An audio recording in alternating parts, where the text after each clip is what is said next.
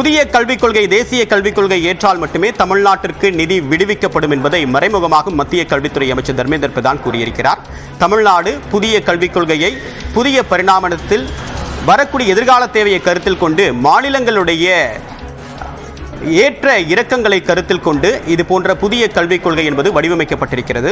இந்த நெகிழ்வுத்தன்மை கொண்ட இந்த தேசிய கல்விக் கொள்கை ஏற்க மறுத்ததன் காரணமாக தமிழ்நாடு அரசு ஏறக்குறைய 5000 கோடி ரூபாய் அளவுக்கான நிதியை இழக்க நேரிடும் என்று மத்திய அமைச்சர் தர்மேந்திர பிரதான் கூறியிருக்கிறார். PM ஸ்ரீ திட்டம் தொடர்பாகவும் சமக்ர சிக்ஷா அபியான் என்ற தேசிய ஒருங்கிணைந்த கல்வி திட்டத்தின் கீழும் மாநிலங்களுக்கு நிதி என்பது விடுவிக்கப்பட்டு வருகிறது. இந்த நிதி விடுவிக்கப்படக்கூடிய விவகாரத்தில் தமிழ்நாடு இருமொழி கொள்கையை பின்பற்றக்கூடிய காரணத்தின் காரணமாக மும்மொழி கொள்கையை வேறு ஏதாவது ஒரு மாநில மொழியை மூன்றாவது மொழியாக சேர்க்க வேண்டும் என்று இந்த தேசிய கல்விக் கொள்கையை பரிந்துரைத்திருப்பதன் காரணமாக அதை ஏற்க முடியாது என்று தமிழ்நாடு அரசு தரப்பில் ஏற்கனவே கடிதம் எழுதப்பட்டிருக்கிறது. இந்த மூன்றாவது மொழி என்பது பிற மாநில மொழிகள் என்று கூறினாலும் இறுதியாக அது இந்தி திணிப்பிற்கே வழிவகுக்கும் என்பதுதான் தமிழ்நாடு அரசுடைய நிலைப்பாடாக இருக்கிறது.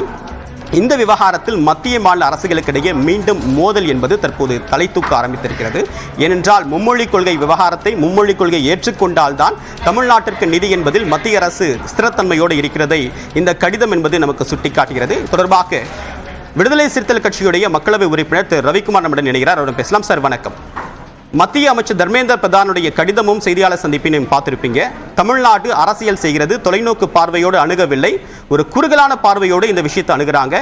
ஏற்றுக்கொண்டால் புதிய கல்விக் கொள்கை ஏற்றுக்கொண்டால் மட்டும்தான் நிதி அப்படின்றத மீண்டும் வலியுறுத்தி சொல்லியிருக்காரு. உங்களுடைய கருத்து என்ன?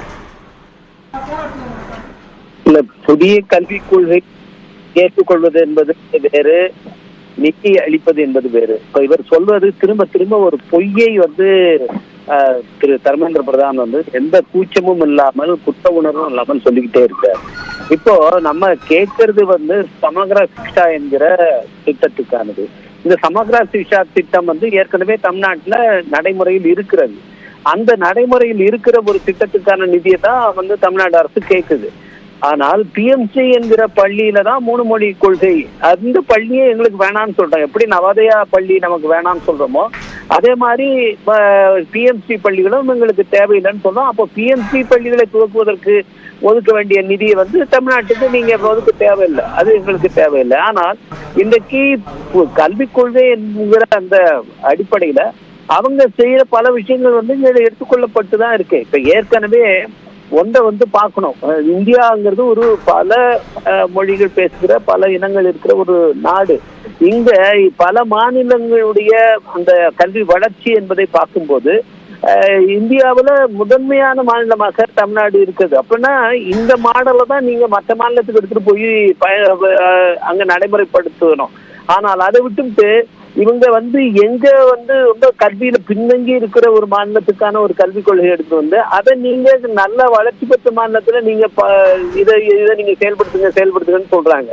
இது நம்ம ஓடுறவன காலை உடைக்கிற மாதிரி. இது அவங்களுக்கு முக்கியமா தமிழ்நாட்டுடைய கல்வி வளர்ச்சி ஒழிச்சு கட்டணும் அப்படிங்கிறது தான் அவங்களுடைய முக்கியமான நோக்கமாக இருக்கிறது.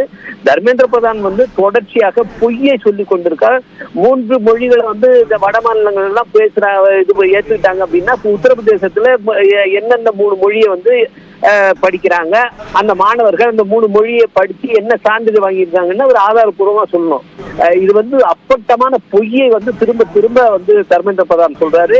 ஒரு அமைச்சரா இருக்கிறவருக்கு இப்படி பொய் சொல்வது நல்லதல்ல. அவர் இந்த நிதியை விடுவிக்க மாட்டேன் என்று சொல்வது ரொம்ப அதிகார திமிர்ல பேசுற பேச்சாக இருக்கிறது. தமிழ்நாட்டுடைய மொழி உணர்வோடு அவர் விளையாடுறது நல்லது இல்லை. அதைத்தான் நம்முடைய தமிழ்நாடு முதலமைச்சர் அவர்களும் தொடர்ந்து சொல்லிக் கொண்டிருக்கிறார். இந்த பொய்யை திருப்பி பொய்யை சொன்னால் அது உண்மையாக்கி விடாது. தர்மேந்திர பிரதான் தன் பொய் சொல்வதை நிறுத்திக் கொள்ள வேண்டும். உங்கள் கருத்துக்களுக்கு மிக்க நன்றி திரு ரவிக்குமார்.